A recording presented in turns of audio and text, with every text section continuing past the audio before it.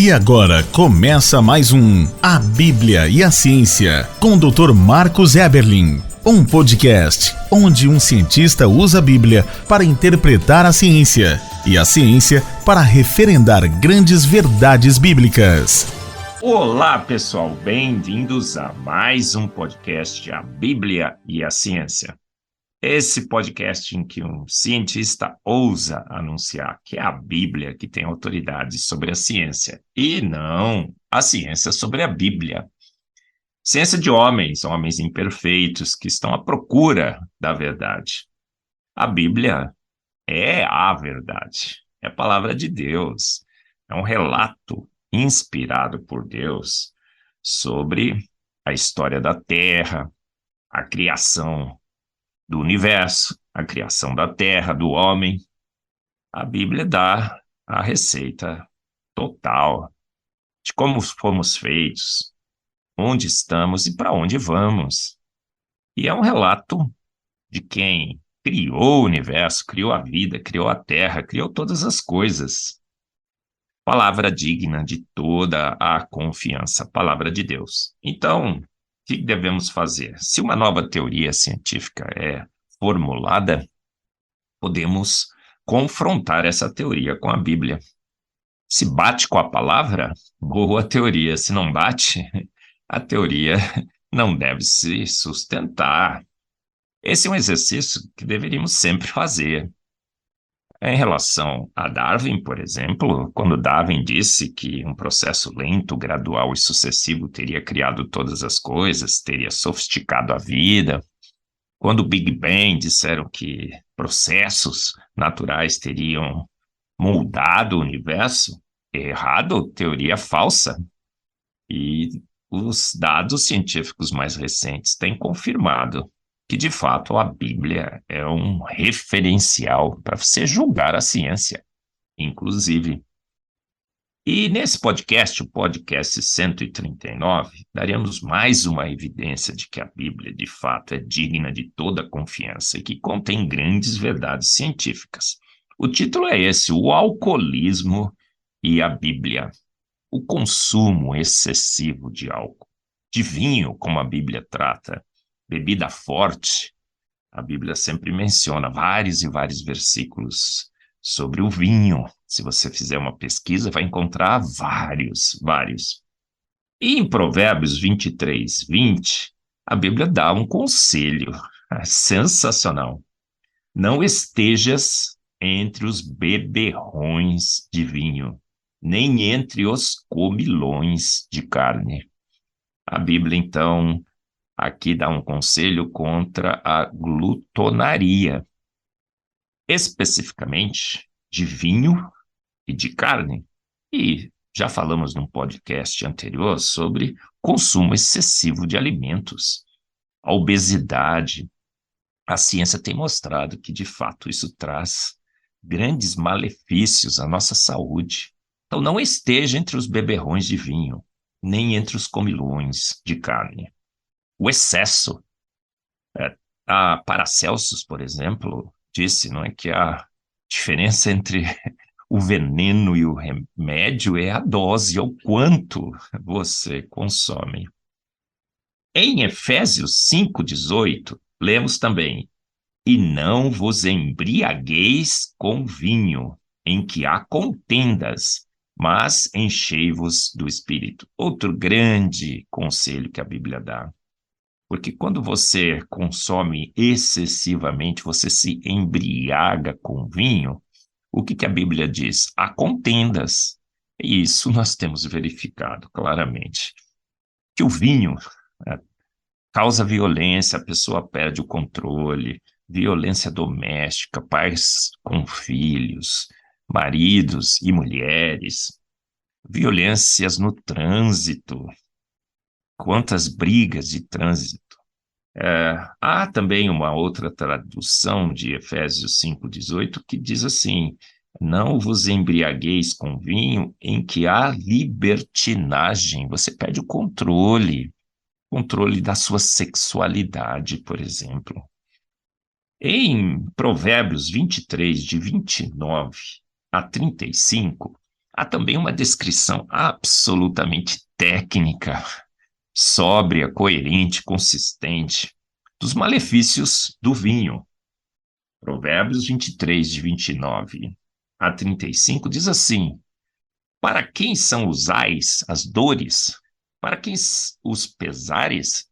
Para quem as pelejas? Para quem as queixas? Para quem as feridas sem causa? E para quem os olhos vermelhos?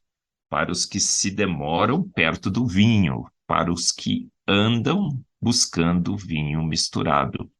Não olheis para o vinho quando se mostra vermelho, quando resplandece no copo e se escoa suavemente. Olha que descrição técnica.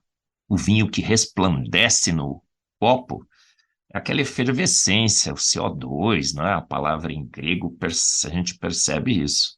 Uma descrição técnica. Escoa suavemente, de fato o vinho escoa suavemente. Se você entorna um pouco a sua taça de vinho, você vê que ele escoa suavemente. Olha, é um relato técnico, preciso. Não é alegoria, não é mito, de fato. E no versículo 32 está dizendo assim, olha, parece bom, não é? Te atrai com aquele vermelho, com aquela efervescência, mas no fim picará como a cobra e como o basilisco morderá. Os teus olhos olharão para as mulheres estranhas, e o teu coração falará perversidades, e serás como o que se deita no meio do mar, e como o que jaz no topo do mastro. E dirás: espancaram-me e não me doeu, bateram-me e nem senti. Quando despertarei, aí então beberei outra vez. Olha, que sensacional. O que a Bíblia está dizendo aqui? Você se deixará atrair por mulheres que não são que não seria a sua mulher, mulheres estranhas. O teu coração falará perversidades, palavrões, você vai perder o controle da sua fala. Você vai se sentir como no mastro de um navio, aquela sensação de descontrole, de desequilíbrio. Você, num mastro de um navio, com aquele balanço, você perde, inclusive, o equilíbrio. Olha, espancaram-me e não me doeu. O álcool também é um analgésico, né? Ele tira a dor. Então você vai se expor demais. A dor é um santo remédio, uma bênção. Calibra as nossas atividades físicas. Mais uma coleção de versículos aqui em Provérbios, mostrando um relato técnico e preciso.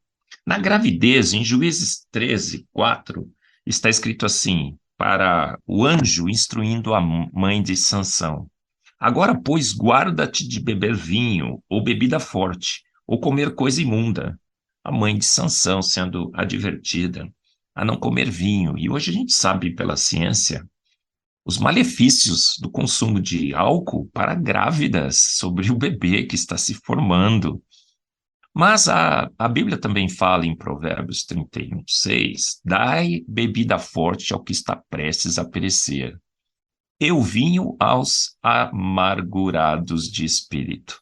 Olha só, nós sabemos, não é, que sobre forte dor, você está prestes a perecer, talvez o vinho funcione, seja útil, para que aliviar a dor, que a gente percebeu que o vinho é um analgésico, e o vinho aos amargurados de espírito. Um pouco de vinho aumenta o seu ânimo, aumenta um pouco a sua disposição.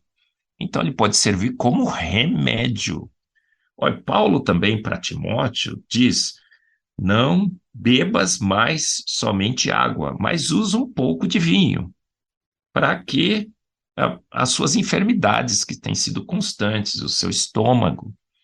Então a Bíblia também diz que na medida certa, na dosagem certa, diluído com água, inclusive, né? Segundo Paulo adverte a Timóteo, o vinho pode ser um bom remédio. Olha que fato incrível, mais uma grande verdade da palavra de Deus. Olha, o excesso de vinho causa grandes prejuízos, mas talvez possa servir como remédio em situações específicas, controladas, Paracelsus de novo. Mais uma grande verdade da palavra de Deus, o alcoolismo e a Bíblia, como a Bíblia é um livro técnico, coerente, consistente, e como ela trata do consumo de álcool. Perfeitamente, esse consumo é tratado perfeitamente segundo o que entendemos hoje pela ciência. Mais uma grande verdade científica da palavra de Deus.